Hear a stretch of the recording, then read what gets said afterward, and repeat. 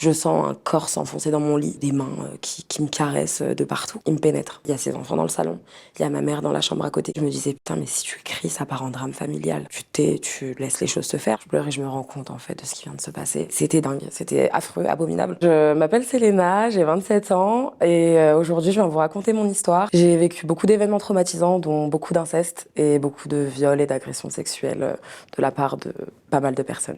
J'étais une petite fille qui aimait vraiment la vie, qui avait un besoin monstre de tout le temps avoir de l'attention. Je cherchais de l'attention de la part de tous les parents de mes copains et copines. J'avais beaucoup de copains, beaucoup de copines. Je m'entendais super bien avec tout le monde. J'ai toujours été hyper sociable. Je me suis toujours considérée comme une enfant qui, vue de l'extérieur, on aurait pas cru que je souffrais en fait, alors qu'au final, quand on rentrait vraiment en interne, on voyait que c'était pas vraiment ça. J'ai grandi dans un contexte familial où j'ai vécu avec ma mère, mes deux grands frères et ma grande sœur. Mes grands frères, ils étaient en foyer parce que avec ma mère, ça se passait pas super bien. Un de mes grands frères a des gros problèmes de colère et a des gros problèmes de sensibilité de par le fait qu'il soit né d'un viol incestueux.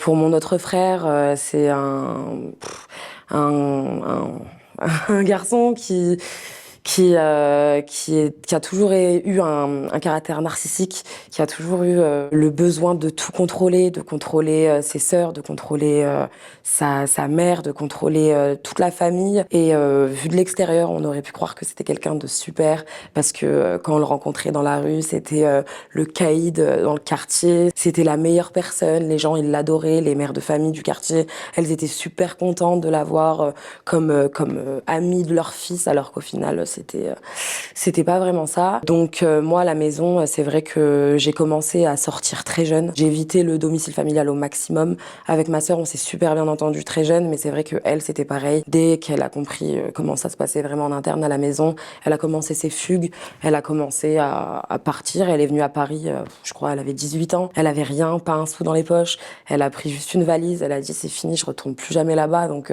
à partir de là, c'est vrai que ça m'a un peu fait tilt, le fait que ma grande sœur fasse ça. Mais bon, j'ai voulu quand même m'accrocher au contexte familial parce que pour moi, la famille, c'est hyper important. J'ai manqué beaucoup d'attention, j'ai manqué beaucoup de câlins. Par exemple, je disais que j'étais malade, bah, on s'en foutait. Je devais aller toute seule chez le docteur. Ma mère travaillait de nuit parce qu'elle était toute seule à s'occuper de ses 4 enfants. Donc c'est vrai que c'était compliqué. Mon père, j'en parle même pas, je pense que c'est le plus gros problème de toute cette famille. C'est lui qui a amené tout ça en abusant de ses enfants alors qu'il portait tous à peine des couches. Donc c'est vrai il a déconnecté une grande partie du cerveau de toute la famille, bon, moi y compris pendant un temps. Avec mon frère, l'inceste a commencé de mes souvenirs à moi, j'aurais dit vers 6 ans. Ça a été quotidien en fait. Il avait 12 ans, il fuyait tout le temps du foyer, il était censé ne pas être là. Mais il avait l'autorisation familiale, il avait l'autorisation de rentrer chez sa mère en tout cas.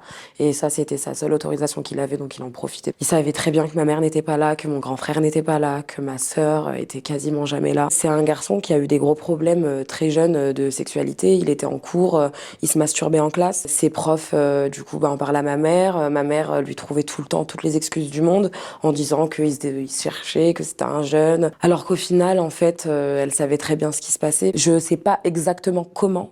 Je sais juste que toutes les nuits, je me retrouvais à me faire réveiller alors que le lendemain j'avais école par mon grand frère qui venait dans ma chambre, qui m'attrapait la main, qui me faisait aller dans la sienne et qui mettait des films pornographiques sur la télé et qui me forçait à faire la même chose.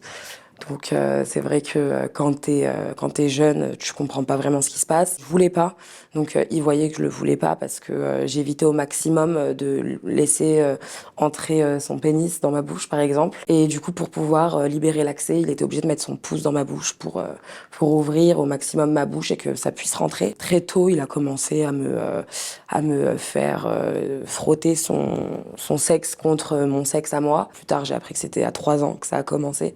En tout cas avec mon frère, puisque un jour j'étais assise sur le buste sur les genoux de ma mère et moi je m'en rappelle pas, c'est pas mes mots, c'est les mots de ma mère qui m'a raconté ça, donc ça vient de ma bouche, mais j'ai aucun souvenir de ça. J'ai regardé ma mère et je lui ai dit maman, il me fait toucher son zizi et il y a du blanc qui sort.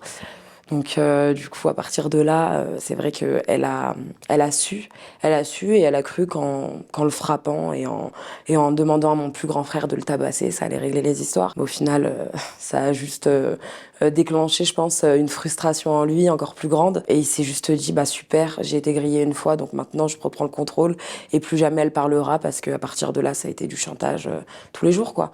Et pas forcément que du chantage, c'était aussi, maman, si tu parles, elle va mourir. Tu te rends compte quand même, tu peux pas gâcher notre famille.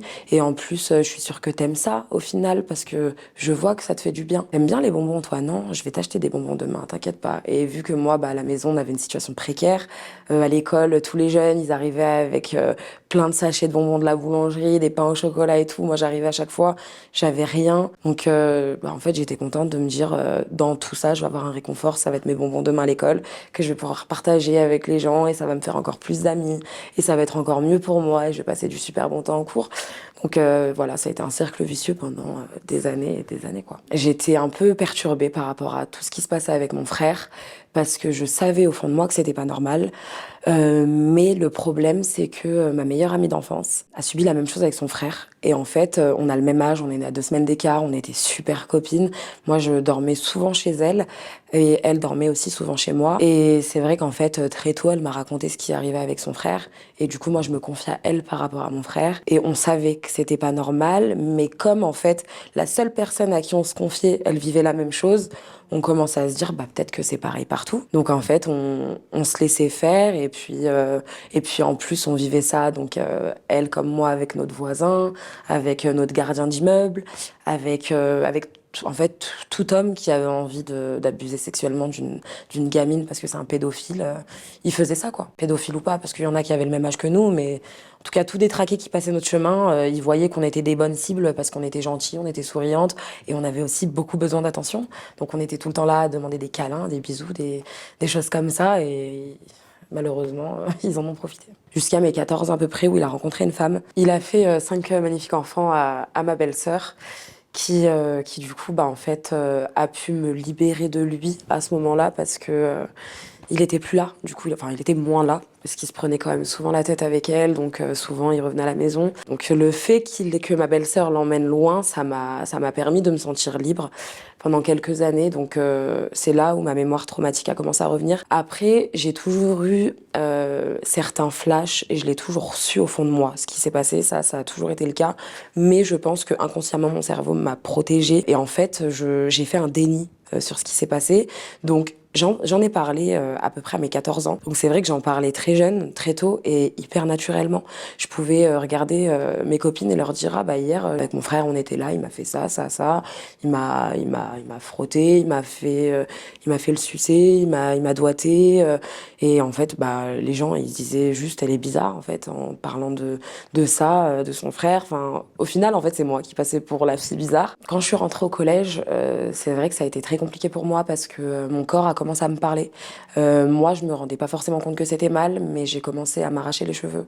Donc très jeune, à 11 ans, c'était de la trichotillomanie sévère. J'avais des trous de partout sur la tête, à tel point que j'étais obligée de garder une capuche en cours, alors qu'on est dans un pays laïque et que les profs, bah, au début, ne voulaient pas. Donc j'ai dû aller voir les profs avec ma mère, aller voir le proviseur du collège pour lui dire, écoutez, je ne peux pas rester en cours sans capuche. Je lui ai montré.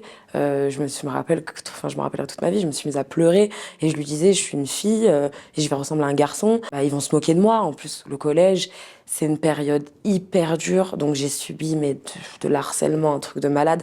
J'avais aucune base dans ma vie, donc c'est vrai que même des douches, j'en prenais pas souvent. J'avais pas trop le goût à l'hygiène, donc quand j'arrivais là-bas au collège, on m'appelait boule puante, on m'arrachait ma capuche. Donc moi, en fait, très vite, je suis devenue virulente. J'ai commencé à me battre avec tout le monde parce que bah ça m'énervait en fait. J'étais frustrée de me dire mais pourquoi les gens ils sont méchants comme ça alors que j'ai rien fait de mal. Mon corps m'a parlé à tel point que je suis montée jusqu'à 150 kilos. Et je me suis détruite en fait. Je me suis détruite. Arrivé à un moment donné, je me suis même scarifiée parce que je voulais donner un SOS. Je me rappelle, je me scarifiais même pas avec des objets coupants, mais avec des couteaux à beurre parce que moi ça me faisait mal en fait. Je voulais juste montrer oh moi aussi m'arrive quelque chose, moi aussi j'ai mal, moi aussi je souffre en fait. Mais personne l'a remarqué. On a décrété que c'était moi le problème et qu'il fallait que je parte. Donc je suis partie dans un autre collège. C'est vrai que j'avais 1 an de plus que les personnes de ma ma classe. Moi, j'ai été très précoce, donc j'ai commencé à sortir très jeune. Donc ça veut dire que moi, pendant que les filles de ma classe, elles parlaient de leur soirée pyjama le week-end, moi, je prévoyais aller en boîte de nuit avec ma meilleure amie. Je me suis fait pas mal harceler dans ce nouveau collège et en fait, j'ai rencontré du coup un garçon. Je suis tombée amoureuse de lui, mais en fait, il était en couple avec une fille qui m'a complètement harcelée parce que son mec aussi, en fait, il était tombé amoureux de moi, mais il l'assumait pas. Donc au final, ça m'a fait des problèmes monstres. Et les gens là-bas ont commencé à me taper quand je sortais du collège. Ils me prenaient à plusieurs dans un coin. Les mecs, j'en parle même pas de ce qu'ils m'ont fait. Ils se mettaient à quatre autour de moi, ils baissaient leurs pantalons, ils disaient maintenant tu nous touches, tu nous fais ci, tu nous fais ça. Vu que t'es une salope, de toute façon, on le sait, machin. Et donc en fait, à ce moment-là, j'ai affaire encore à ce que j'ai vécu toute ma vie. Donc en fait, ce que je fais, j'exécute et je le fais et puis c'est tout en fait. Parce que déjà, je suis une fille. Je suis face à quatre mecs qui étaient plus grands que moi. J'avais peur d'eux parce que c'était un peu les caïds du quartier. Donc voilà. J'en suis arrivée à rencontrer un autre garçon, du coup, quand je sortais en soirée. Il m'a fait comprendre que je pouvais me sentir prête à faire ma première fois, la réelle, la vraie, où j'avais des étoiles dans les yeux quand je pensais que ça allait se passer. Et au final, le mec, je suis arrivée dans l'appartement qu'il avait loué ou je ne sais quoi. Et en fait, il avait des menottes, il avait tout ce qui s'ensuit. Il m'a attachée au barreau et il m'a forcé quoi. Donc moi, je m'attendais à faire quelque chose de bien, de doux. Et au final, ça a été un calvaire. J'ai passé la pire nuit de ma vie. J'en avais pas envie. Je le suppliais. J'avais mal parce que j'avais jamais eu de pénétration à proprement parler à ce moment-là. Donc c'était ma vraie première fois. Et au final, il m'a complètement détruite encore plus. Donc, en fait, à chaque fois que j'ai commencé à rencontrer un homme et que je me disais, je vais lui faire confiance, ça a été un calvaire et je suis rentrée dans une hypersexualisation, mais complet. Lycée, c'était pareil. Au début, un peu d'harcèlement, mais très vite, en fait, je suis devenue la déléguée du lycée. Je me suis super bien entendue avec tous mes profs, avec tout le monde. Et là, vraiment, j'ai ressenti un soulagement là-bas. C'était un lycée très petit, très familial, et du coup, tout le monde se connaissait, tout le monde s'entendait bien. Mais malheureusement, à la maison, il y avait toujours de temps en temps mon bourreau qui passait pour dire bonjour à maman avec ses enfants, pour les montrer, regarde comment ils ont grandi et tout ça. Donc moi, c'est vrai que encore une fois, j'évite au maximum la maison, mais il y a quand même 2, 3 fois où je l'ai croisé. Et à ce moment-là, j'étais encore dans ma mémoire traumatique qui revenait. J'étais un peu dans le déni en sachant ce qui s'était passé, mais j'étais pas très à l'aise quand je le voyais. Enfin, c'était hyper confus en fait à l'intérieur de moi parce que je savais pas où donner de la tête, mais aussi ce que je savais, c'est qu'il y avait les enfants.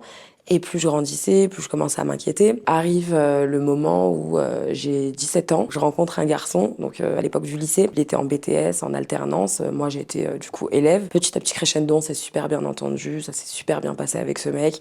Et vraiment, c'était quelqu'un de génial, hein, j'en douterai jamais. Un soir, du coup, donc j'avais 17 ans, donc là, j'étais en couple. J'étais grande, entre guillemets, enfin 17 ans. On s'entend, hein, c'était il y a 10 ans maintenant, mais j'étais plus grande que quand j'étais petite en tout cas. Et en fait, donc je dors à la maison chez ma mère. Le lendemain, du coup, j'avais lycée. Je vais pour dormir et j'entends que ça sonne chez moi. C'était assez tard, hein, c'était 22h. Et là, surprise, tous les enfants, ma belle-sœur et mon frère qui rentrent à la maison, donc chez ma mère, et moi directement, je pars en crise d'angoisse intérieure, mais instantanée en fait. Je me suis enfermée dans ma chambre et j'ai pas cherché à comprendre, je me suis dit ok, je vais aller dormir, je vais faire comme si je suis pas là, et comme ça c'est réglé. Donc je dors, etc. Et vers 2h du matin, comme ça, j'ai envie de faire pipi. Et du coup, donc je suis partie aux toilettes et je suis retournée dans ma chambre et j'étais un peu la tête dans le cul, quoi, je dormais, donc à moitié, donc je suis partie me rallonger et j'ai oublié de refermer la porte à clé. Et en fait, je vais pour dormir et j'entends dans ma chambre la porte qui s'ouvre. 3 minutes après, j'ai entendu un bruit de film pornographique qui émanait d'un téléphone. Et je savais pas si je rêvais, si j'étais folle, si j'étais pas folle, si c'était la réalité, si j'étais en train de rêver. Enfin, je savais pas. Donc en fait, je me suis mise en mode tu dors.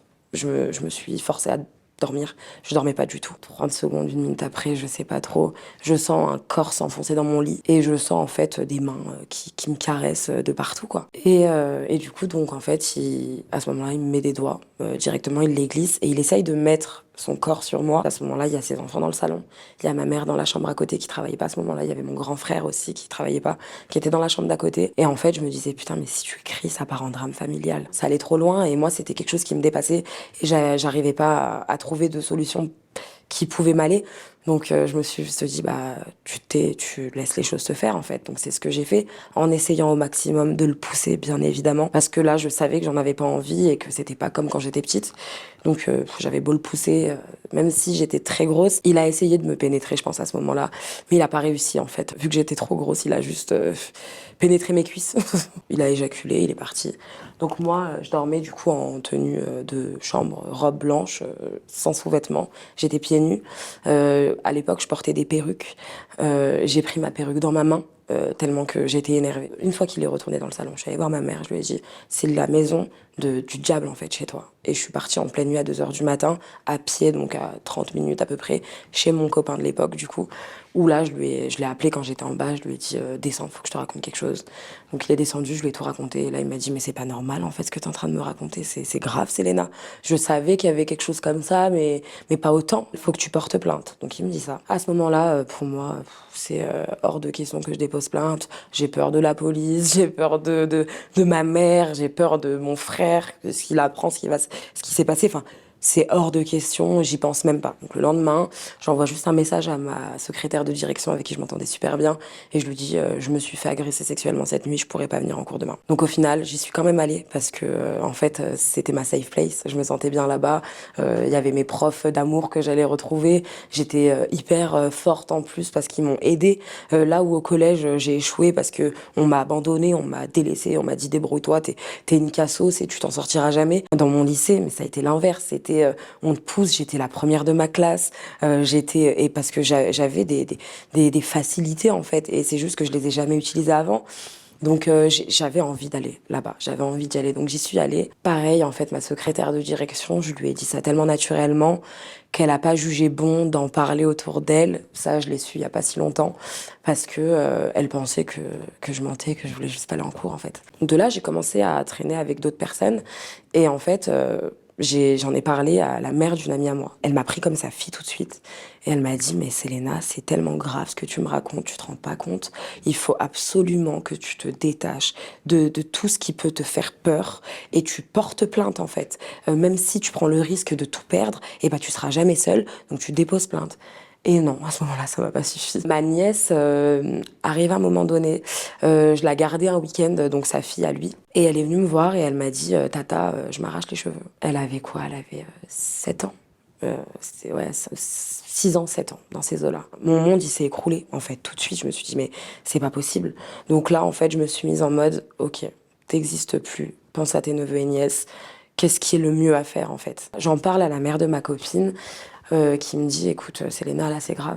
Il y a plus que toi maintenant. Là, si ta nièce s'arrache les cheveux, c'est pas pour rien. Donc j'en parlais énormément avec sa fille aussi, qui s'appelle Lina, on s'entend super bien. Et en plus avec sa mère à côté qui me disait, mais Selena, tu rentres plus chez toi, tu vas plus là-bas, tu fais plus ci, tu fais plus ça.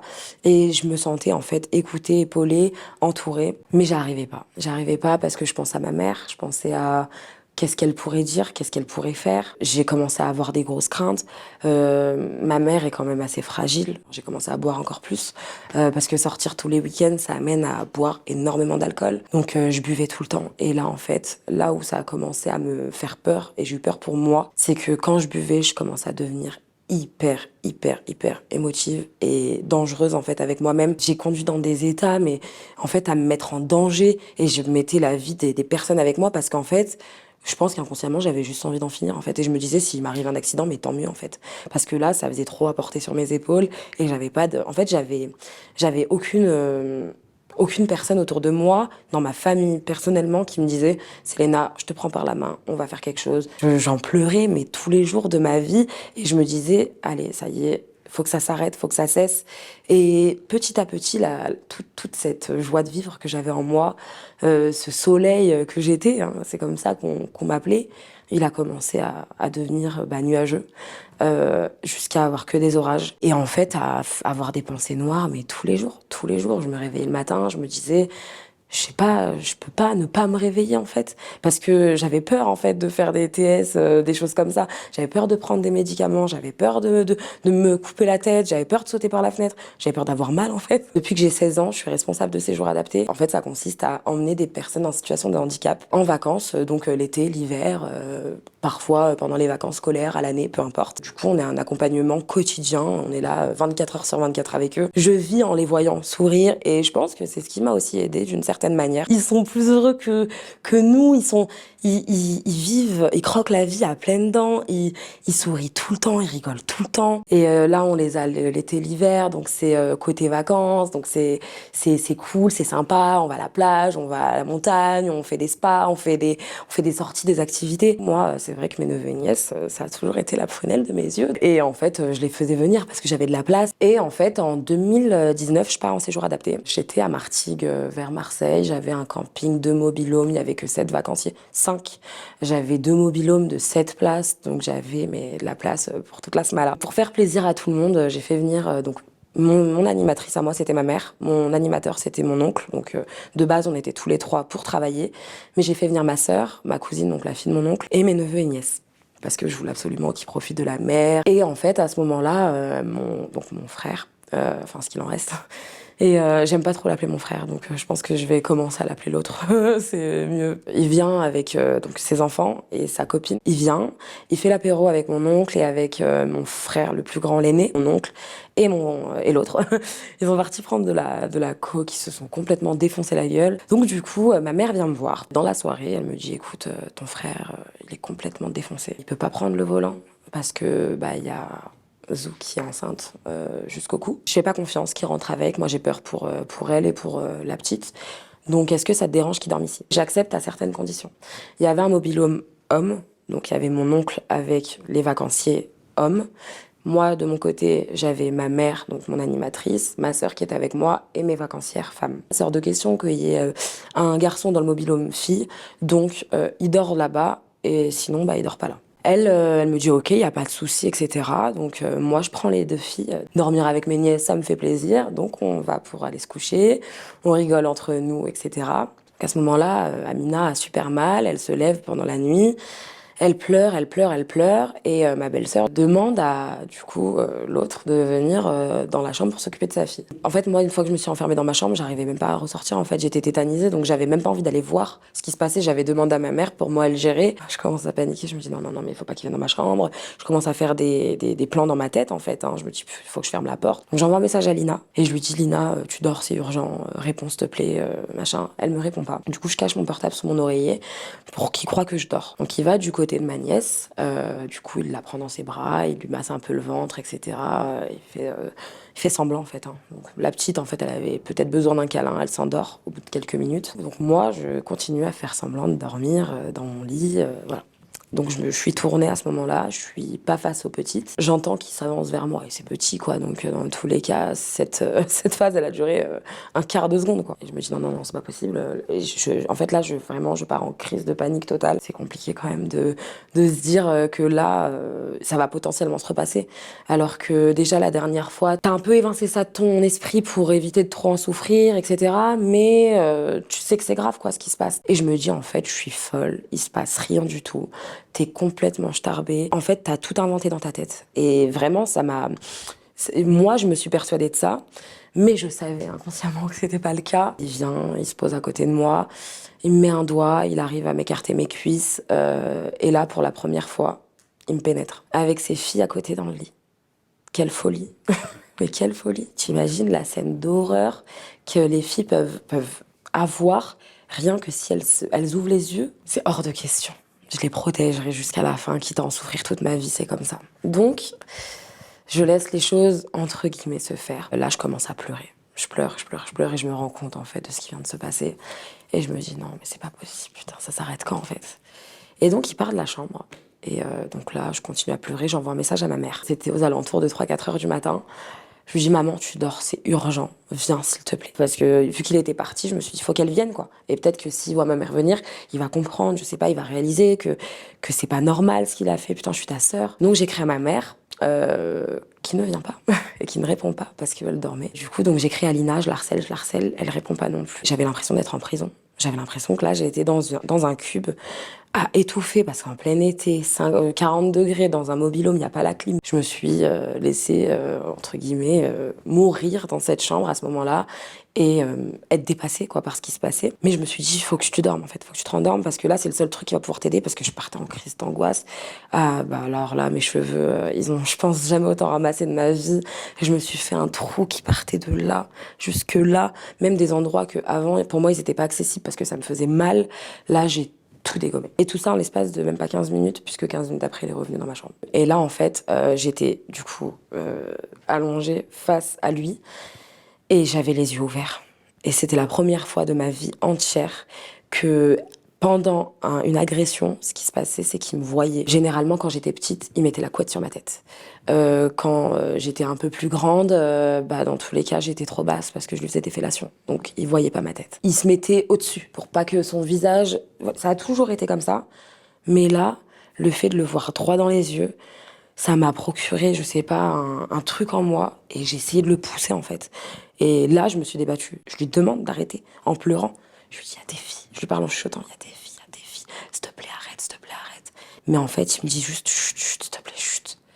Voilà, exactement cette scène qui m'a traumatisée parce que là, j'ai vu le fait que vraiment, le viol, en fait, sous mes yeux, quoi, c'était dingue, c'était dingue, c'était affreux, abominable. C'est vraiment trop, trop gros, c'est pas possible, Selena, que t'aies vécu ça. T'arrêtes de t'inventer des films, en fait. T'es vraiment en train de délirer. Tu crois que ton frère, il va te faire ça? Et donc, en fait, il a éjaculé en moi. Il est sorti de ma chambre entre-temps. Je me suis touchée en bas. J'ai vu ma main avec son sperme, très clairement. Donc, je me suis dit, ok, bon, t'es pas folle. Mais à ce moment-là, je me dis encore, c'est un coup, tu rêves. Et le seul truc que je me dis, c'est, tu vas prendre en photo. Et si demain, t'as encore la photo dans ton téléphone, c'est que t'es pas folle. On en parlera, on en discutera, on trouvera une solution avec ma mère, pour moi, à ce moment-là. J'envoie aussi la photo à Lina, ma mère, à 6h du matin. Ma mère, donc, elle vient dans la chambre, etc., à 6h du matin. Et le premier truc qu'elle me dit, c'est, pourquoi tu m'as écrit en pleine nuit c'est l'autre. J'ai vu la détresse dans ses yeux, hein, vraiment à ce moment-là. J'ai vu qu'elle savait en fait. Je sais pas comment l'expliquer. J'ai ressenti que ma mère était au courant de quelque chose. Donc je prends ma mère, on va un peu plus loin et du coup donc il y avait un café dans le camping. On va se poser là-bas. Donc je regarde ma mère. Je lui ai dit pour moi c'est pas un frère en fait. Je lui ai jamais rien fait. Pourquoi en fait? Elle me dit pourquoi quoi? Qu'est-ce qui s'est passé? En fait, j'arrivais pas à poser des mots. C'est même maman, tu veux que je te dise quoi là? Je t'explique là ce qui se passe. Tu vois bien que c'est grave ce que je suis en train de te raconter en fait là. Et donc là, elle me regarde, elle me dit Selena, me dis pas qui t'a violée. Je lui dis maman, tu t'attendais à quoi en le faisant venir ici? Elle se met à pleurer toutes les larmes de son corps et en fait, elle parle un peu toute seule. Elle dit putain ça recommence et elle se tape un peu la tête. En fait, je la vois qu'elle est en pleine réflexion quoi, qu'elle se dit putain c'est quoi cette histoire? Je la regarde, je lui dis qu'est-ce qu'il y a maintenant? Je pense que c'est le moment de parler. Et de là, en fait, elle m'explique que quand j'avais 3 ans, du coup, et donc j'en reviens à ce que j'ai dit tout à l'heure, je m'étais assise sur ses genoux dans le bus et je lui avais dit que l'autre me faisait toucher son zizi et qu'il y avait du blanc qui sortait, quoi. Donc à partir de là, tu te dis, ok, ma mère était au courant. Donc je lui demande, t'as fait quoi, du coup, suite à ça? Selena, tu voulais que je fasse quoi? Ton frère Lassène, il est arrivé, il l'a défoncé, il m'a promis qu'il recommencerait jamais. Moi, j'ai commencé à travailler nuit, je l'ai mis en foyer parce que au final, il y avait eu aussi les histoires en cours de quand il se masturbait, etc. Donc il y avait la protection de l'enfance qui était un peu sur les côtes de ma mère. Donc ma mère, avoir l'aide sociale à l'enfance sur son dos, c'était pas quelque chose qui l'emballait. Mais au final, tant mieux pour elle. En tout cas, quand quand on était tous petits, quoi, parce que ça lui a permis, elle, de pas avoir ça vraiment sous son nez, quoi. Le fait qu'elle travaille de nuit, qu'elle croit que lui ne venait pas, en fait, ça l'a protégée, elle. Au final, au lieu de me protéger moi, elle m'explique du coup que elle est désolée et que voilà, on est des rebeux, on est des Arabes, en plus on est des Algériens, on a la fierté des aides. Donc Selena, moi je te fais confiance, hein, ça reste entre nous, hein, on peut pas en parler dans le quartier. Hein. Et moi en fait j'étais outrée, je me disais putain, si je t'en parle, c'est pour qu'il se passe quelque chose de bien là derrière. C'est pas pour que tu me dises encore ferme ta gueule en fait, même si je me tais. Et après, du coup quoi, c'est quoi la suite? T'inquiète pas Selena. Je vais lui parler. Ce mec, il est tellement instable, il est tellement imprévisible que moi j'avais peur en fait qu'il rentre dans le mur avec ma mère parce qu'il assume pas que ma mère le regarde dans les yeux en lui disant t'as violé ta petite sœur quoi. Donc au final j'ai dit à ma mère non t'en parles pas.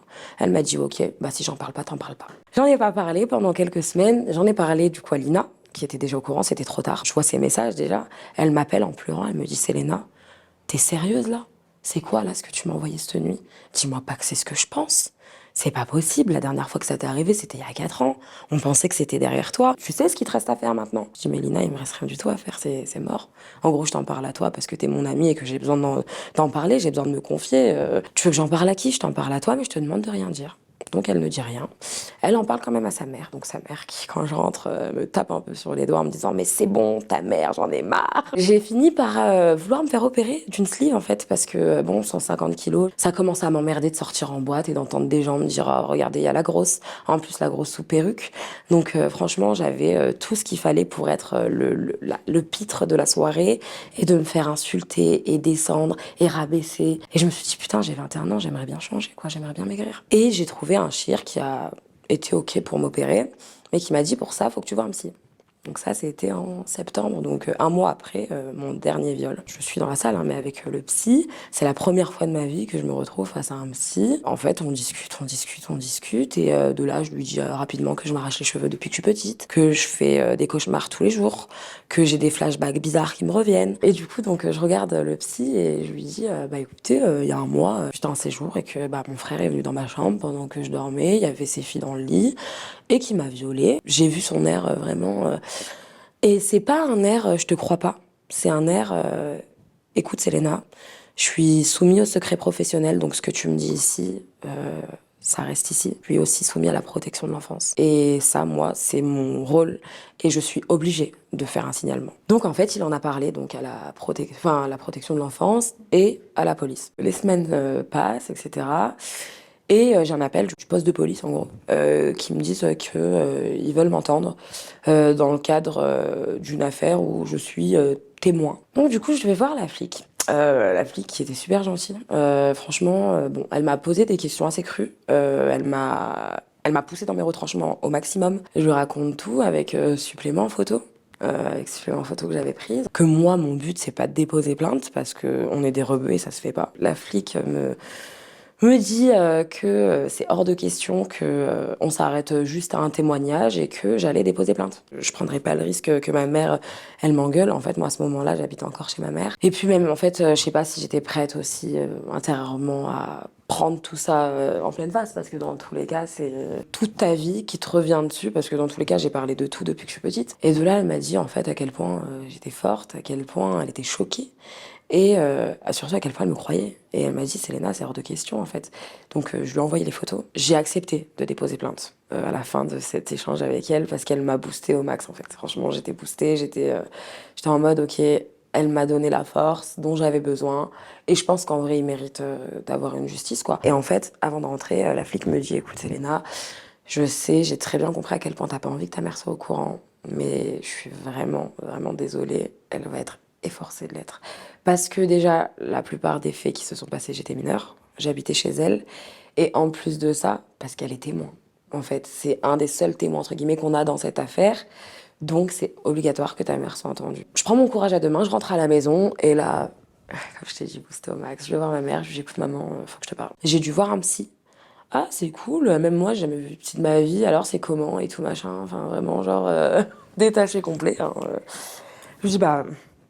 C'est comment? Je crois qu'ils sont très proches de la justice, hein. Je pense qu'ils aiment ça, et surtout des enfants, ouais. Mais du coup, donc, ma mère comprend difficilement que c'est pas moi, mais que c'est le psy qui a fait un signalement. Alors au début, elle était en train de péter un câble à la maison, elle crie dans tous les sens, mon frère se réveille, enfin vraiment, genre j'avais l'impression que c'était moi le problème. Qu'elle me regarde, elle me dit, écoute Selena, maintenant c'est simple, tu veux niquer ma famille que j'ai galéré à construire, tu veux niquer ma vie, tu veux niquer la vie de ton frère, tu veux niquer la vie des enfants, tu veux niquer la vie de ta belle-sœur, tu veux niquer la vie de machin, et bah tu sais quoi, pas de souci, porte plainte, laisse ta plainte, fais ça.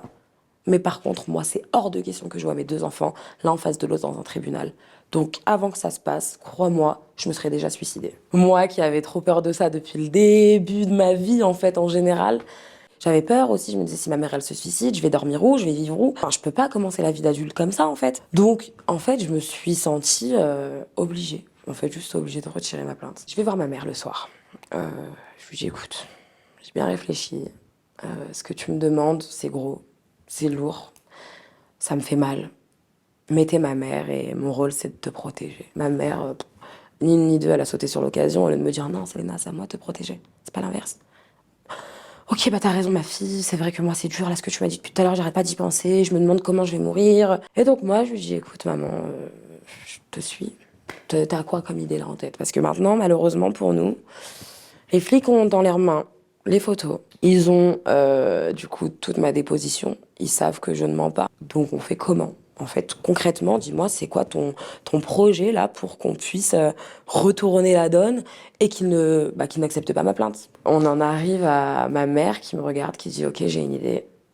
Elle appelle mon frère, donc celui qui habite à la maison, et l'autre. Elle le prévient, l'autre, que du coup, ce qui s'est passé en fait, hein, que j'ai été entendue par les flics, machin, par rapport à tout ça et tout, mais que c'est bon, on a une solution, on va sortir tout le monde de la merde. On est autour d'une table, lui, il est pas là, il est là au téléphone, donc il entend tout ce qu'on dit, je l'entends quand il parle. Et ma mère dit, écoute Selena, ce que tu vas dire, c'est que t'es super jalouse de l'autre. T'es hyper possessive et le fait de me voir proche de lui, ça t'a toujours rendue jalouse.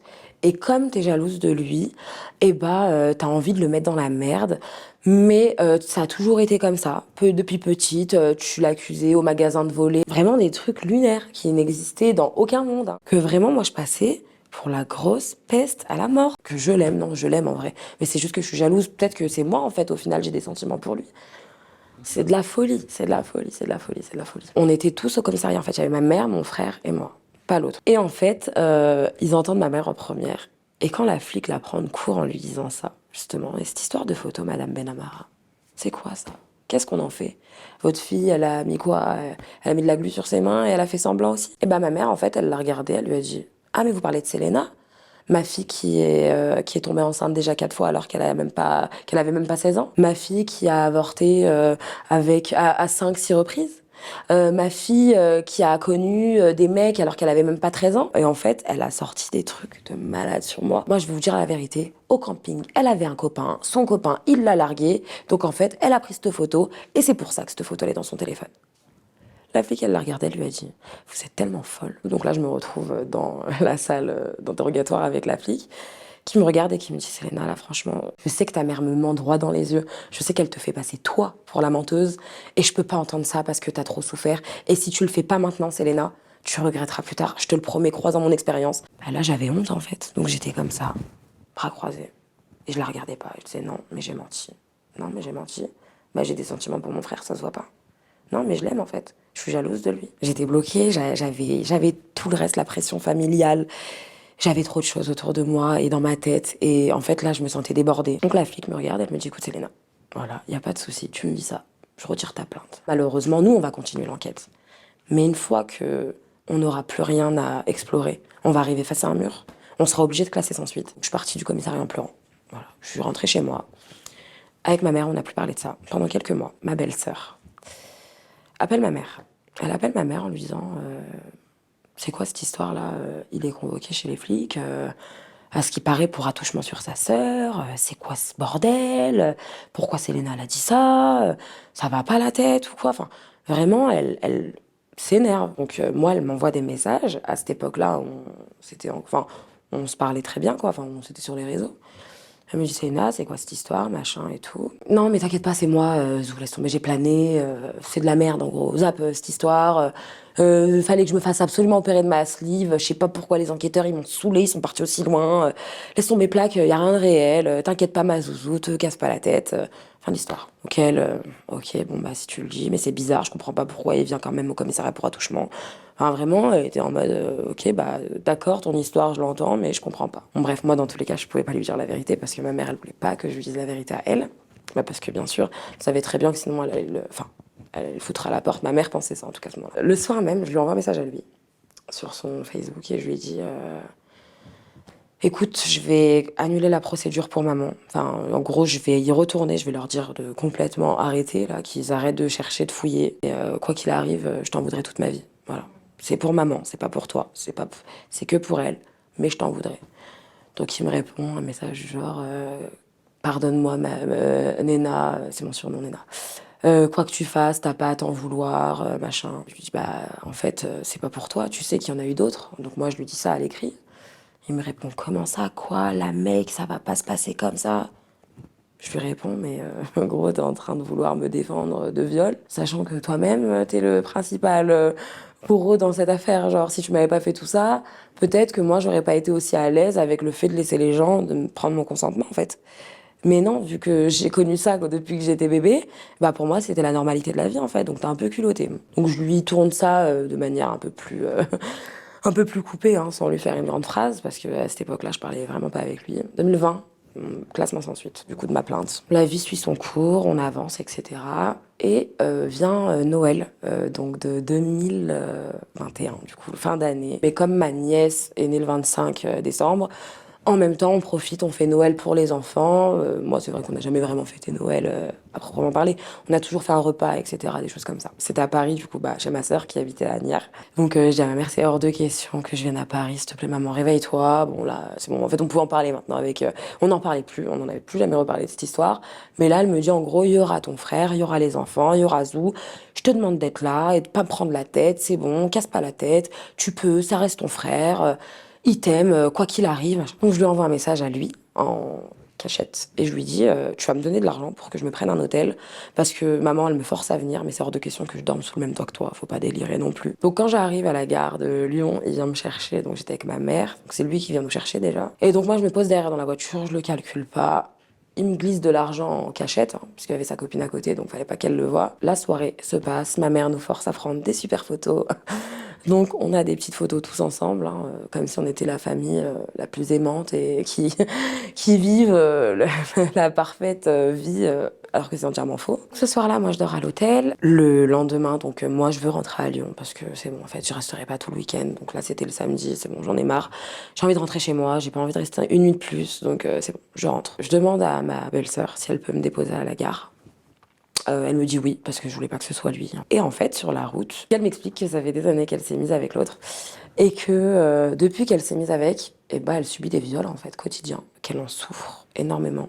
Qu'elle n'arrive pas à partir. Que quand elle refuse un rapport, elle se fait traiter de pute devant tout le monde. Donc en fait, elle prend sur elle et en fait, elle a envie de partir, mais elle ne sait pas comment faire. Elle voit pas comment elle peut vivre sans lui, mais en fait, c'est parce qu'elle est amoureuse de quelqu'un qui est un pervers narcissique et qui la garde sous emprise. Lui ne l'aime pas. Elle était que dans de la noirceur. Elle était dans une... C'était un tunnel noir, de chez noir. C'était un calvaire, ce qu'elle était en train de vivre. Mais elle ne pouvait pas s'en sortir. Donc je lui dis, moi tu sais, je suis avec toi, moi je te comprends, pars, quitte-le, c'est une grosse merde. Plus elle me racontait ses viols, parce que ça devenait tous les jours, je recevais des messages, donc je prenais le téléphone du coup de mon copain pour prendre en photo les messages, pour avoir des preuves. Et en fait, je sais pas, c'était inconsciemment en fait, que je faisais ça, parce que déjà pour moi, j'allais jamais repartir dans une procédure judiciaire, mais c'était plutôt pour avoir des preuves. Je sais pas pourquoi, mais en tout cas j'en voulais. À l'autre, je lui envoyais des messages. Je lui disais, oh, laisse-la tranquille. Je suis au courant de ce que tu lui fais, mais fais attention. Si tu lui en parles, moi je lui raconte tout ce que tu m'as fait. Et en fait, je suis rentrée dans un chantage avec lui, quotidien, pendant peut-être 2-3 mois, ça a marché. Et au bout d'un moment, je pense qu'il en avait marre, parce que vraiment, je lui mettais une pression, je le tenais, comme on dit, par les couilles. Et je lui disais, laisse-la tranquille. Déjà, t'as détruit ta petite sœur, en fait. C'est hors de question que tu détruises ta femme. Et donc, qu'est-ce qu'il fait? Il pète un câble et il casse tout chez elle. Qu'est-ce que t'es parti raconter à ma petite sœur? Tu veux que je te défonce ta mère? Elle venait de perdre sa grand-mère. À cette période, elle venait de perdre sa grand-mère. Elle demandait rien d'autre que juste du soutien. À aucun moment, il lui a demandé, ne serait-ce que si ça va. Elle m'envoie un message en me disant, mais Selena, pourquoi t'as fait ça? Pourquoi t'as parlé? Je t'avais demandé de rien dire, machin. Et donc moi, là, je passe pour celle qui est partie balancer. Alors qu'en vrai, moi, je voulais juste la protéger. Donc c'est hors de question. Elle m'en veut. Moi, je ne rentre pas dans un conflit avec elle à ce moment-là parce que je la comprends. Mais moi, c'était trop compliqué. Je ne pouvais pas lui dire la vérité. Jusqu'à un jour. Donc je lui envoie un pavé de la taille d'un livre, en fait. Et je lui raconte ce qui s'est passé, en fait. Tout ce qui s'est passé depuis le début. Et lui, très vite, il lui retourne le cerveau à ma belle-sœur en lui disant, non mais elle te ment, tu la crois en plus? Elle te ment, Selena, elle raconte n'importe quoi. Regarde, ma mère, qu'est-ce qu'elle t'a dit? Qu'est-ce qu'elle t'a raconté, elle? Regarde sa déposition au commissariat. Elle me croit. Mais elle est tellement sous emprise qu'elle ne part pas. Parce que c'est une femme et parce que je sais qu'elle avait vraiment peur de lui. Voilà, elle avait peur, il cassait tout chez elle tout le temps, il était tout le temps drogué, donc elle-même subissait, enfin voilà, elle avait vraiment peur. Et donc, elle en parle à Émilie, Et Émilie, fin du mois, donc le jour de mon anniversaire, le 29 avril, j'étais à Chypre. On était en vacances, on profitait de notre vie, j'étais contente. C'était mon premier voyage d'anniversaire. Voilà, avec tous les problèmes qu'il y avait autour, mais en tout cas, j'essayais de profiter de mon anniversaire. Je reçois un appel de ma belle-sœur qui me dit, en fait, c'est très flou maintenant, parce que c'était il y a longtemps, mais je sais que j'ai quelques mots-clés qui me viennent en tête. Émilie, elle ment, je sais pas, je comprends rien, en fait, je comprends rien. Et en fait, je comprends juste rapidement que ça a un lien avec l'autre. Et je me dis, oulala, qu'est-ce qu'il a encore fait? Donc moi, Émilie, je la connaissais parce qu'elle avait une petite idylle avec mon plus grand de mes frères, mon frère aîné. Je demande son numéro à ma belle-sœur qui me dit, ok, je te donne son numéro, mais tu lui dis bien que tout ce que je t'ai raconté, c'est pas vrai, parce qu'en fait, je comprenais pas vraiment. Mais en fait, moi, tout ce que je savais, c'est qu'il fallait que je parle avec cette fille-là, à ce moment-là. Je sais pas pourquoi, mon cœur m'a amené vers elle. Donc je lui envoie un message et je lui dis bonjour Émilie, c'est Selena, qu'est-ce qui se passe? Puis de là, elle me répond un peu froide et un peu tendue. Vous voulez quoi? Pourquoi vous me laissez pas tranquille dans votre famille, machin? Ta mère, ça suffit pas, le message qu'elle m'a envoyé, tout ça. Je lui dis, et moi, Émilie, je ne comprends pas ce qui se passe. Je suis en vacances, je sais pas. Faut que tu m'expliques parce que si tu m'expliques pas, je vais jamais savoir. Elle me demande de l'appeler, donc je l'appelle. Et en fait, donc sa fille à Émilie est née le même jour que moi, le 29 avril. Donc ils ont fait une petite fête à la maison, etc. Donc avec l'autre, sa femme. Et en fait, ils dorment tous là-bas. L'autre complètement défoncé, encore sous coke comme d'habitude, parce qu'il est tout le temps sous cocaïne. Et en fait, Émilie m'explique qu'elle est partie dormir avec ses enfants dans la chambre et que pendant qu'elle dormait, il est venu la violer. Donc à ce moment-là, ma belle-sœur ne l'a pas cru parce qu'elle pensait qu'elle s'était servie de ce qu'elle lui avait raconté par rapport à mon histoire pour faire des histoires. Mais parce que c'est pas ses mots à elle en fait, c'est ce que l'autre lui a dit. Et elle, bah en fait, elle était tellement amoureuse en fait. Elle était amoureuse de lui. En fait, elle l'a cru et elle a cru donc. Émilie s'est retrouvée sans plus personne. Tout le monde a dit que c'était la menteuse, la pute, l'allumeuse, machin. Donc à partir de là, on n'est plus deux, mais trois victimes. Donc là, moi, ça commence à peser vraiment beaucoup. Je parle beaucoup avec ma belle-mère, je parle beaucoup avec la mère de Lina encore. Je parle en fait avec l'extérieur, je parle beaucoup avec mon copain. En fait, on parle tous les jours. Et je me rends compte en fait que c'est pas normal, encore une fois, mais que là, ça va trop, trop loin, encore une fois. Là, Selena, c'est trop, c'est trop, c'est trop. Donc moi, s'en suit 6 mois où je pars en saison à Saint-Tropez. Donc avec mon copain. Et en fait, c'était la première fois où je partais de chez ma mère. Donc moi, donc, dans tout ça, j'habitais encore chez ma mère. Là, j'étais saisonnière dans un camping où c'était très faites ce que vous voulez. J'ai en tête que il y a des viols et des viols à répétition de la part de l'autre, que là c'est dur, que moi j'arrive plus à encaisser tout ça, que ça commence à me faire trop mal, que là j'ai de plus en plus d'idées noires, mais que je m'oblige à garder la face, l'autre passe par sa femme pour me demander de garder les enfants au camping, qui viennent en vacances, ils profitent, ils kiffent leur vie, etc. Et pendant qu'ils sont là, j'ai plus l'impression d'être stalkée par les enfants que le fait qu'ils soient contents d'être avec leur tante. Souvent, quand j'étais au téléphone, ils venaient écouter aux portes. En fait, ils faisaient des choses qu'ils n'avaient jamais fait avant. Et à partir de là, je recevais des messages du coup de l'autre côté par ma belle-sœur qui me disait ah mais je savais pas qu'avec Émilie vous étiez aussi proches. Depuis quand vous êtes devenues copines et machin. Et en fait tout ça, bah il faut pas l'inventer. Hein, c'était les petits. Mais en fait, à mon avis, ils ont dû envoyer les petits en éclaireur, en vacances. Moi qui voulais être bienveillante avec mes neveux et nièces, les faire profiter, en fait, ils venaient juste essayer de me niquer, en fait. C'est des petits, donc je leur en veux pas du tout, hein, mais je pense que ça, enfin, ça venait du père, en tout cas à ce moment-là, hein, ça venait pas de la mère, parce que elle était, encore une fois, de façon sous emprise. Elle avait le droit de ne prendre aucune décision. Après ce séjour en vacances, je suis devenue la tata à boycotter, à ne plus jamais calculer. C'est la tata qui veut gâcher notre famille. C'est la tata qui veut faire des problèmes à papa. C'est la tata qui veut nous séparer. C'est la tata ci, c'est la tata ça. Moi, je commence un peu à me chauffer le cerveau et de plus en plus, je m'énerve et tout. Donc, je vais au commissariat. En fait, je vais les voir et je leur dis, écoutez, j'ai déposé plainte. Il y a eu un classement sans suite. J'ai des éléments en plus parce que du coup, il y avait eu tous les échanges par message. Il a fait des vrais aveux. En gros, il m'a dit quoi que tu fasses, t'as pas à t'en vouloir. Je m'en voudrais toute ma vie. Je sais pas ce qui allait pas bien dans ma tête. C'est la drogue et l'alcool. C'est pas une excuse. Mais moi, je t'aime. T'es ma petite sœur. Blablabla. Enfin, que des choses comme ça. Mais du coup, donc en fait, j'avais des échanges avec lui qui étaient plus que que démonstratif de la vérité, en fait, de ma vérité. Cette fois-ci, que j'étais prête à faire entendre et à dire et à dévoiler au grand jour. Et du coup, j'arrive dans un commissariat. Bon, je me fais recevoir par un flic qui comprend pas trop la situation parce que du coup, c'était pas du tout là que j'avais déposé plainte, c'était pas du tout la personne qui m'avait reçue. Il savait pas vers qui me tourner, donc il m'a dit, ok, bah, je pense que vous avez à me donner, et voilà. Ah, ok. Mais j'ai senti que ça allait mener nulle part. Donc moi, ça m'allait pas. Ça me suffisait pas, il me fallait plus. J'étais déterminée, donc ça en vient la fin de ma saison, donc en 2022, je rentre à Lyon. J'appelle quelques avocats.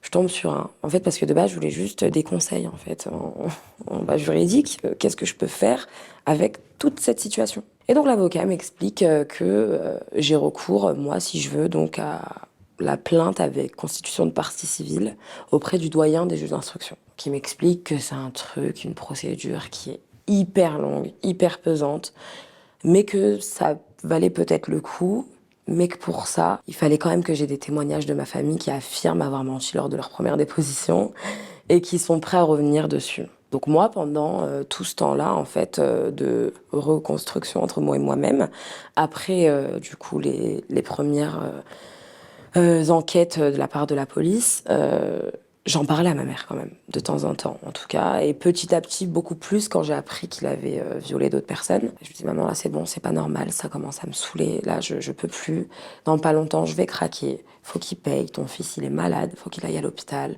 faut qu'il aille se faire aider, faut qu'il aille se faire soigner, il peut pas rester dehors, faut penser aux enfants. Et en fait tout ça je lui ai rabâché mais en fait tous les jours quoi.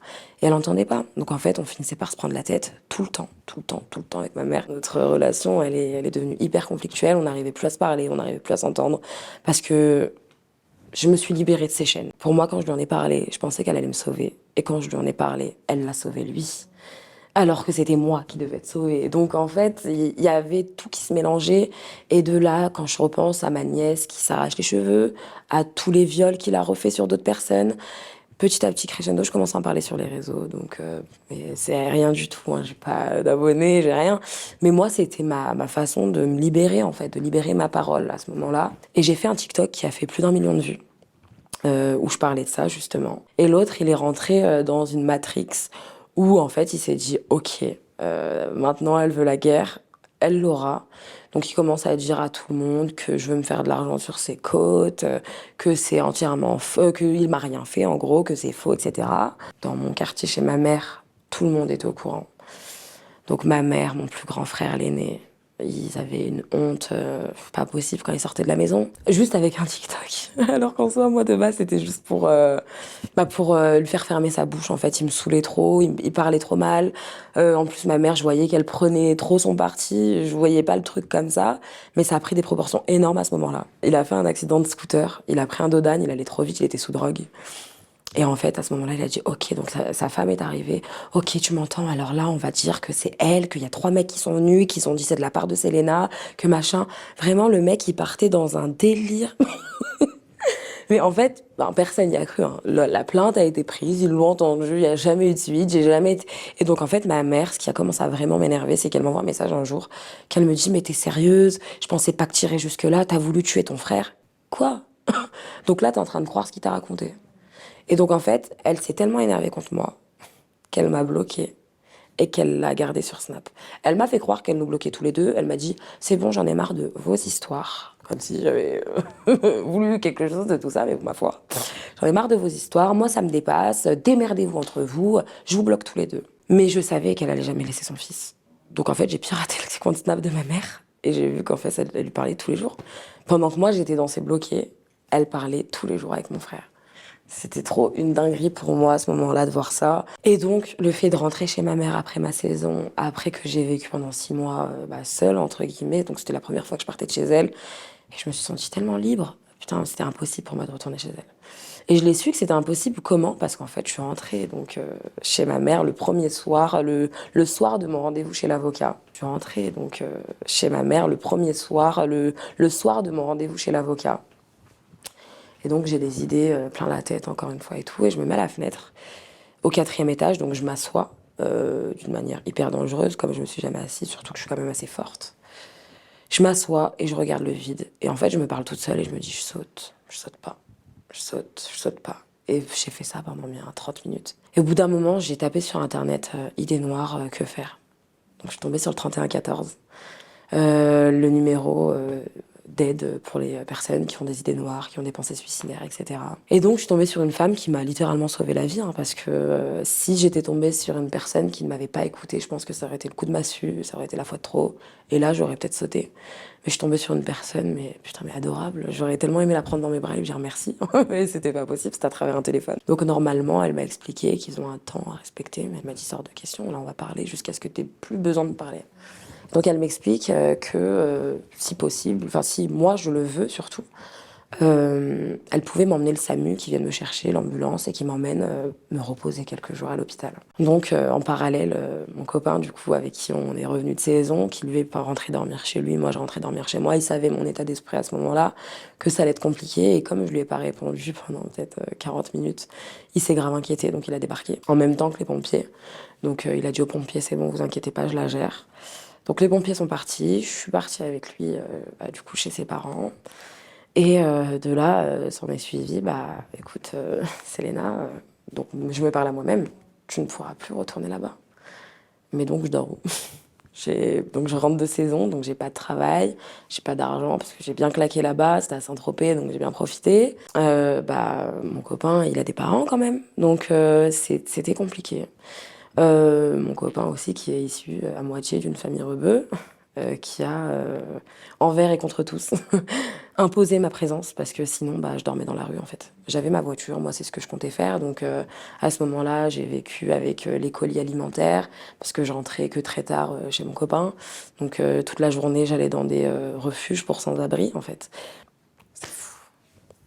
Je mangeais des colis alimentaires.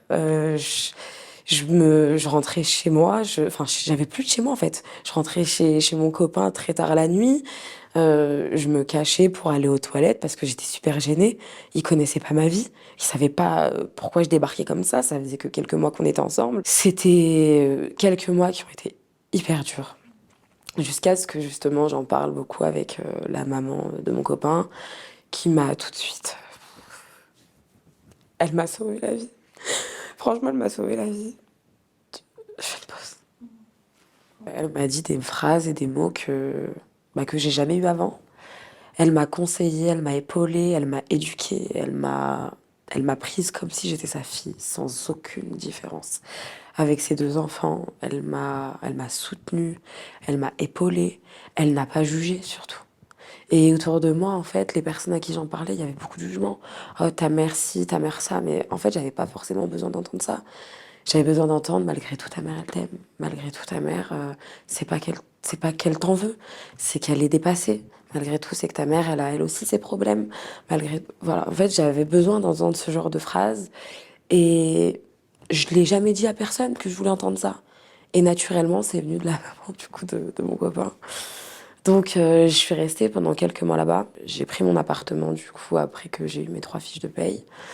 Donc, j'ai récupéré mes chats, les amours de ma vie aussi, hein, j'en ai pas mal. Et, euh, et après ça, bah, les rendez-vous avec l'avocat qui s'enchaînent. Donc, on fait la plainte partie civile. On met tout dedans. Ma famille a accepté de revenir, du coup, sur leur déposition. Avec un peu de bataille, mais on a réussi. Donc ma sœur a été entendue enfin parce que ma sœur devait être entendue parce que c'était quand même quelqu'un qui me voyait me faire prendre par la main le soir, tard la nuit, pour aller dans la chambre quoi. L'enquête suit son cours. Pendant ce temps-là, donc je ne parle toujours pas à mes neveux et nièces. J'habite donc dans mon appartement avec ma mère. Ça se passe moyennement bien. Et en janvier 2024, je reçois un appel, un message sur TikTok du coup de ma belle-sœur qui me dit Selena, c'est urgent, appelle-moi. qu'elle me donne son numéro. Je l'appelle tout de suite. Pourtant, j'aurais pu me dire, putain, je pas de parler avec elle, ça y est, j'essaye d'avancer, elle me fait chier, c'est là. Pas du tout. Pas du tout. C'est ma famille, c'est ma sœur. L'autre n'est pas mon frère, elle, c'est ma sœur. Donc, si elle me demande ça, c'est qu'elle a besoin de moi, potentiellement. Je l'appelle et en fait, elle habite dans une sorte de village où il n'y a pas beaucoup de réseau. Donc pareil, c'est brouillé, j'entends pas trop comme quand j'étais à Chypre, mais j'entends encore une fois des mots-clés. Maïsan, canapé, la fée, des cris, des pleurs. Oui, ma nièce Maïsan, du coup. Donc je rentrais de soirée, j'étais complètement bourrée en plus. Non mais j'étais dans un état. Et du coup, bah, j'ai cet élément qui me vient en pleine gueule. Je travaillais le soir, je travaillais dans la protection de l'enfance à ce moment-là. J'appelle ma chef en fait. À ce moment-là, je suis complètement bourrée. Je suis en train d'halluciner en fait sur ce qui se passe. Donc j'habite à Lyon, ils habitent dans les hauteurs de Cannes. Donc il y a bien 5 heures de route. Donc je prends la route, j'embarque mon copain avec moi. J'arrive dans le sud, je rejoins du coup ma nièce de 10 ans à l'époque au commissariat parce qu'elle vient de passer sa matinée à l'hôpital à faire des tests gynécologiques pour la justice, tout le tralala. En fait, j'entends des éléments dans ma tête qui me dépassent. Ça y est, c'est arrivé. C'est arrivé. C'est là, comme ça, sous nos yeux, tout le monde le sait. Ensuite, elle est partie donc, chez les flics, où elle a été entendue, où j'ai été entendue. Donc, très rapidement, ils se sont rendus compte que il n'y avait pas que elle, donc il y avait du coup, bah, ils ont fait le rapprochement avec les autres histoires en cours parce que Émilie, en fait, entre-temps, elle avait déposé plainte contre lui. Donc moi, ma sœur, ma belle-sœur, du coup, n'a pas déposé plainte contre lui à l'époque, donc elle a porté plainte qu'à ce moment-là pour ses filles, parce que du coup, mon autre nièce aussi a subi. On l'a appris le soir même. Et au final, en fait, on s'est juste rendu compte que c'était un danger public. Ils sont partis toquer chez lui à 6 heures du matin et ils lui ont dit Monsieur Tintin, sortez. Il a dit pourquoi, qu'est-ce qui se passe? Parce que votre femme, elle nous a appelé, donc sortez tout de suite. Oh, c'est bon, c'est pris la tête, m'emmerdez pas, machin, je sais pas quoi. Donc les flics, ils ouvrent la porte de force et ils rentrent. Ils vont pour le menotter. Et en fait, je sais pas comment il a fait, mais il a réussi à faire un truc et partir en courant. Et comme c'est un tout petit village dans les montagnes de machin, et bah il faisait noir. Donc en fait, ils ont perdu sa trace. Le mec, toute la journée, il a été en cavale. Donc il était recherché par tous les gendarmes. Donc ils ont mis un hélico, et, enfin vraiment un truc de fou, hein, pour le retrouver. Impossible de le retrouver. Donc moi le soir, on est tous chez elle. Moi vraiment, je suis dans un état psychologique où là, je réponds plus de rien. En fait là, je me dis, je vais gâcher ma vie et je vais le tuer. C'est la seule solution que je trouvais en fait à ce moment-là pour pouvoir avancer et pour qu'il puisse ne plus jamais faire de mal à personne. Donc on entend sonner. C'est de la part de l'autre. Et en fait, on lui tend une lettre à ma belle-sœur qui vient dans le salon, qui cherche pas à comprendre qui lui a donné, comment il l'a eu. Elle s'intéresse à la lettre, en fait. Parce que moi, je le regarde, je dis, attends, mais il a dit quoi? Que c'était l'autre qui lui avait donné? Je dis, non, non, mais c'est pas possible. Donc là, on prend deux des mecs qui étaient là.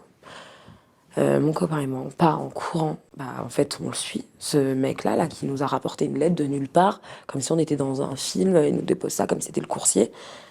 Et là, moi, je le regarde, et là, je perds tout mon sang-froid. Je lui dis, il est où? Non, il est pas là. Il est où? Arrête de mentir. Et donc, je lui dis qu'il risque d'aller en prison, qu'il risque une grosse amende pour protéger quelqu'un qui a violé sa fille. Donc, c'est pas non plus. Il est pas du bon côté de l'histoire. Donc, dans pas longtemps, aussi, autant il y aura les flics qui vont lui tomber dessus, autant des gens, ils vont se dire, ah ouais, lui, c'est un protecteur de violeurs, venez, on se le fait. Donc, je commence à essayer de lui faire un petit peu peur, etc. Ça a bien marché. Bingo, il me dit, bon, ok, il est chez moi, je vais lui dire de descendre. Et de là, moi, je dis à tout le monde, appelez les flics, parce qu'en fait, il fallait pas qu'ils s'enfuient. Et donc derrière, il y avait une porte intérieure. À l'intérieur, voilà, il y avait une autre porte, il y avait la cour arrière. Et donc en fait, on s'est mis tous les quatre à une extrémité euh, de faire en sorte en fait qu'il ne puisse pas s'enfuir si jamais il est là, quoi. Et donc là, en fait, comme une petite souris, on voit une tête dépassée de la petite Murette, donc avec une casquette habillée tout en noir, des cernes jusque là. Parce qu'il n'avait pas dormi plus de 24 heures, puisqu'il était sous coke, il était défoncé. Donc déjà, je le regarde, je veux nettoyer mon image, je veux qu'il dise la vérité devant les gens, de ce qu'il m'a fait déjà. Donc je le regarde, je dis, allez, sors, s'il te plaît, faut qu'on parle. Et en fait, vraiment, là, j'étais On aurait dit une sorcière dans les films. J'ai été devant et en fait, limite, je ricanais tellement que j'étais en déréalisation totale et je lui disais, allez, sors maintenant. Sors, on va parler, sors. Et je lâchais pas l'affaire.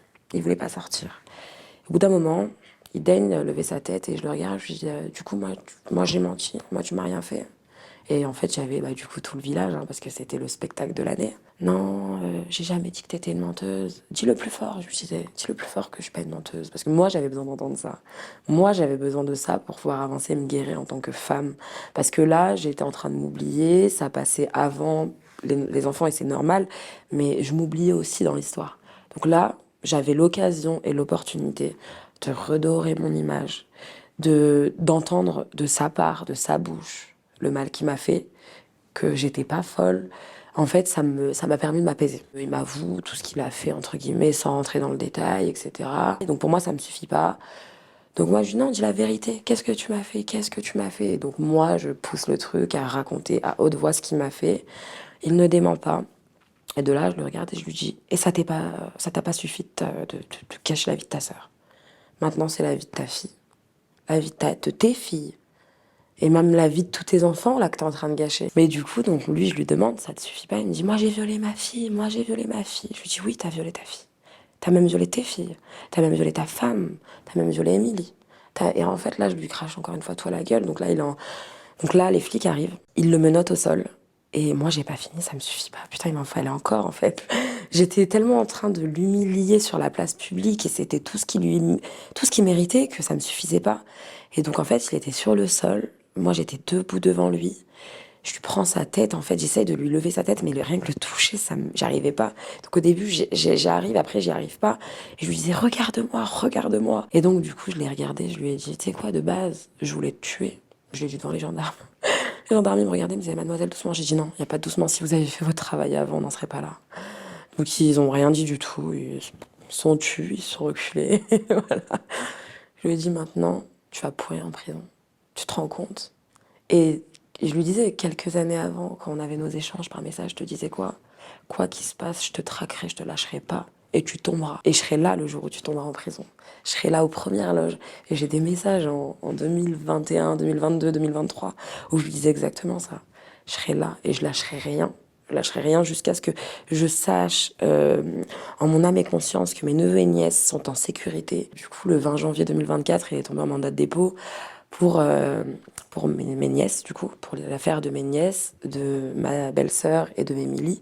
Les histoires ont été, du coup, mélangées. Donc, c'est une histoire, donc il est tombé pour les quatre, qui vont les quatre être reconnus victimes. Et moi, vu que c'était une affaire qui était en cours déjà sur Lyon de base, c'est un autre procès, c'est une autre affaire, c'est des faits avant, après, mineurs, majeurs.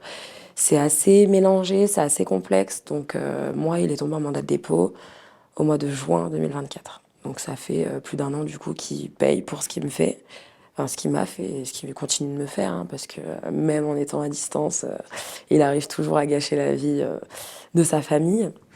Mais en tout cas, je sais que maintenant, à l'heure d'aujourd'hui, mes neveux et nièces sont safe, vivent bien.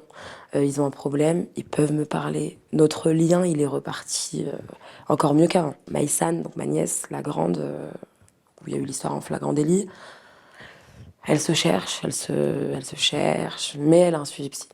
C'est le plus important, que sa santé mentale soit reconnue et qu'elle soit suivie, en fait. Que voilà, on désamorce la bombe à la source avant même que tout arrive. C'est le plus important. Faut les régler maintenant, en fait. Je me suis prise en charge et prise en main très tard, donc j'avais 22, 23, 24 ans. Et si je m'étais réveillée avant, peut-être que j'aurais eu mes cheveux aussi longs il y a bien longtemps. Parce que maintenant, c'est mes vrais cheveux. Je porte plus de perruque depuis quelques années, depuis 2, 3 ans. C'est la personne avec qui je vis au quotidien qui me soutient, qui m'empêche, qui me tape sur les mains quand j'ai envie de trifouiller là-haut. Parce que c'est sûr que c'est une bataille maintenant contre moi-même et qui va durer jusqu'à la fin de ma vie. Je le sais très bien. Mais maintenant, en fait, j'en ai fait une force. J'en ai fait une force et quand je vois mes neveux et nièces venir me poser des questions sur le consentement, sur la sexualité, sur les choses comme ça, eh ben, je suis contente qu'ils le fassent, que ce soit quelqu'un de sain d'esprit, quelqu'un qui a envie pour de vrai de leur apprendre et pas quelqu'un qui a envie de profiter d'eux. Qu'il leur apprend, moi franchement ça vaut tout l'or du monde. C'est comme si c'était mes enfants, mais je les ai pas accouchés. Euh, ils, ils grandissent avec leur temps, ils se soignent et franchement c'est génial quoi. Alors les procès sont pas encore passés. Mandat de dépôt c'est renouvelable 1 an, enfin c'est 1 an renouvelable 4 fois.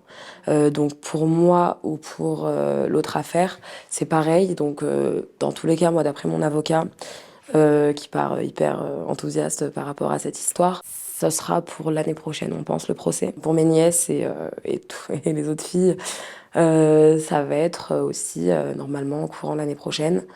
Et ils risquent, en fait, tout dépend. Pour moi, ils risquent 15 à 20 ans, parce qu'il y a eu des faits mineurs majeurs avec ascendant sur la personne du fait que ce soit mon grand frère. Et pour mes nièces, et pour sa copine, et pour Émilie, c'est différent parce qu'il y a mineur, majeur, viol, agression, pédophilie. Enfin voilà, ça va un peu dans tous les sens, mais dans tous les cas, d'après les avocats, les gendarmes, etc., toutes les personnes qui ont suivi de près cette histoire, ils nous disent qu'il ne verra pas son dernier enfant devenir majeur. Donc à partir de là, on est content, on est tranquille pendant un moment. Et j'espère en fait que s'il y a des gens à qui ça leur arrive, putain, qu'ils parlent quoi. Parler, restez pas seul, et il y a personne qui est seul. En fait, même si on pense être seul, il y aura toujours une oreille attentive qui va entendre, pas juste qui va écouter, mais qui va entendre ce qu'il y a à dire. Et quand on trouve la personne qui entend ce qu'on a à dire et non pas juste qui écoute comme si c'était un potin ou une anecdote, là il y a tout qui change et il y en aura toujours. Donc en fait parlez-en le plus possible, comme ça vous trouverez cette personne dans tous les cas.